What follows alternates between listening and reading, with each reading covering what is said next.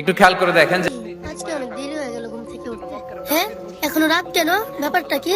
এখনো সূর্য ওঠে না কেন? আমি দয়াময়। তোমরা রহমানকে চিনো না? বাবা বাবা, রহমানকে কে জানো কে না? আমি মেহেরবান। কি হয়েছে মা? বাবা সকাল 10টা বেজে গেছে, এখনো সূর্য ওঠেনি। হ্যাঁ কি কর লো তো দেখি। ঠিক কি না? বাবা বাবা দেখো, হ্যাঁ সত্যি তো, দাঁড়া এখনই কোরআন শরীফটা খুলে বসতে হবে।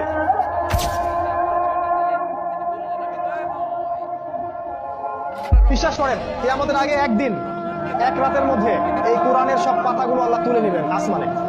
হাদিস এসেছে কোরআনের শুধু পৃষ্ঠাগুলো থাকবে, কালি থাকবে না। আল্লাহর মায়ার শেষ নেই, তিনি মায়ের সাগর। এজন্য মক্কার কাফির মুশরিকদেরকে বোঝানোর জন্য আল্লাহ প্রথমেই এই পরিচয়টা দিলেন। তিনি বললেন, আমি দয়াময়। তোমরা রহমানকে চিনো না? রহমানকে জানো না? মেহেরবান। আমি দয়ার সাগর। কোরআন শরীফের লেখা দিয়ে মুছে গেছে। আমার দয়ার কোনো শেষ নাই, কোনো সীমা নাই। ঠিক কি না? তাহলে কি কিয়ামতের আলামত শুরু হয়ে গেছে? হে মানুষ, তোমাদের পালন করতে ভয় করো। নিশ্চয়ই কিয়ামতের প্রকম্পন এক ভয়ঙ্কর ব্যাপার। আজই হলো পৃথিবীর শেষ দিন।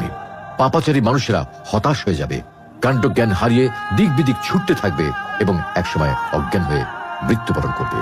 আল্লাহ রাব্বুল আলামিন আমাদের সকলকে পৃথিবীর শেষ দিনের ভয়াবহতা থেকে মক্কার হিফাজত কাফির মুশরিকদেরকে